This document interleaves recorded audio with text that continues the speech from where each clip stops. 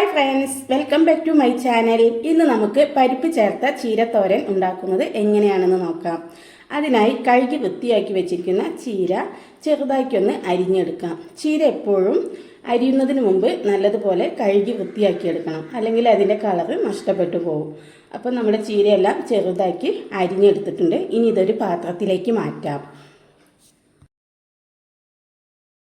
ഇനി ഇതിലേക്ക് ഒരു സവാളയുടെ പകുതി ചെറുതാക്കി അരിഞ്ഞെടുക്കാം. ചെറിയ ഉള്ളി ഉണ്ടെങ്കിൽ അതാണ് കേട്ടോ ഏറ്റവും നല്ലത്, നല്ല രുചിയുണ്ടാവും.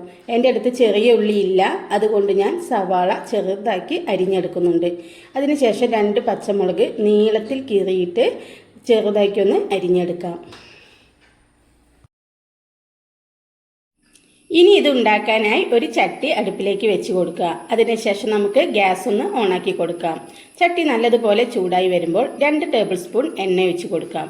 എണ്ണ ചൂടായി വരുമ്പോൾ 1 ടേബിൾ സ്പൂൺ കടുക് ഇട്ട് കൊടുക്കാം. കടുക് നല്ലതുപോലെ ഒന്ന് പൊട്ടി വരട്ടെ കേട്ടോ. അതിനുശേഷം ഞാൻ 2 ടേബിൾ സ്പൂൺ പരിപ്പ് ഇതിലേക്ക് ചേർത്ത് കൊടുക്കുന്നുണ്ട്.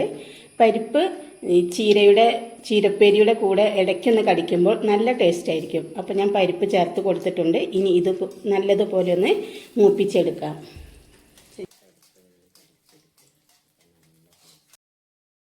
പരിപ്പ് നല്ലതുപോലെ മൂത്ത് വന്നിട്ടുണ്ട്. ഇനി ഇതിലേക്ക് ഒരു വറ്റൽമുളക് കഷ്ണങ്ങളാക്കിയത് ചേർത്ത് കൊടുക്കാം. അതോടൊപ്പം ഒരു സവാള അരിഞ്ഞു വെച്ചില്ലേ നേരത്തെ, അതുകൂടി ചേർത്ത് കൊടുക്കാം.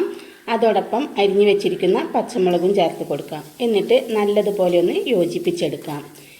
നല്ലതുപോലെ വാടി വന്നാൽ മതി, മൂത്ത് വരുന്നു വേണ്ട കേട്ടോ. അപ്പോൾ ഇതൊന്ന് നല്ലതുപോലെ യോജിപ്പിച്ചതിന് ശേഷം പൊടിയായിട്ട് 1/4 ടീസ്പൂൺ മഞ്ഞൾപ്പൊടി ചേർത്ത് കൊടുക്കാം. അതോടൊപ്പം നമുക്ക് ഉപ്പും ചേർത്ത് കൊടുക്കാം. ഇനി ഇത് ഒന്നുകൂടി ഒന്ന് ഇളക്കി കൊടുക്കാം. അതിനുശേഷം നമ്മൾ നേരത്തെ കഴുകി വൃത്തിയാക്കി അരിഞ്ഞു വെച്ചിരിക്കുന്ന ചീര ഇതിലേക്ക് ചേർത്ത് കൊടുക്കാം. എന്നിട്ട് എല്ലാം കൂടി വീണ്ടും നല്ലതുപോലെ ഒന്ന് മിക്സ് ആക്കിയതിന് ശേഷം നമുക്കിതൊന്ന് അടച്ചു വെച്ച് വേവിച്ചെടുക്കാം.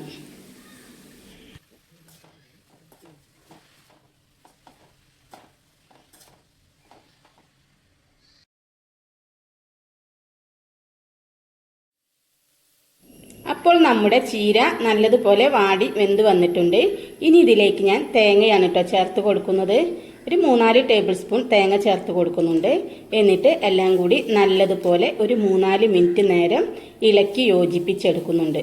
അതിനുശേഷം നമുക്ക് ഗ്യാസ് ഒന്ന് ഓഫ് ചെയ്യാം.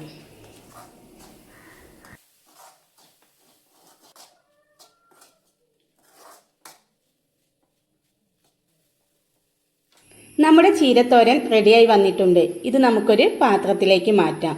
നിങ്ങൾ ഇങ്ങനെ ഉണ്ടാക്കി നോക്കിയില്ലെങ്കിൽ ഒന്ന് ഉണ്ടാക്കി നോക്കണേ. എന്നിട്ട് നിങ്ങളുടെ അഭിപ്രായം പറയണേ. നിങ്ങൾക്ക് ഈ വീഡിയോ ഇഷ്ടമായ ലൈക്കും സബും ചെയ്ത് സപ്പോർട്ട് ചെയ്യണം. അടുത്ത വീഡിയോയുമായി അടുത്ത ദിവസം കാണാം.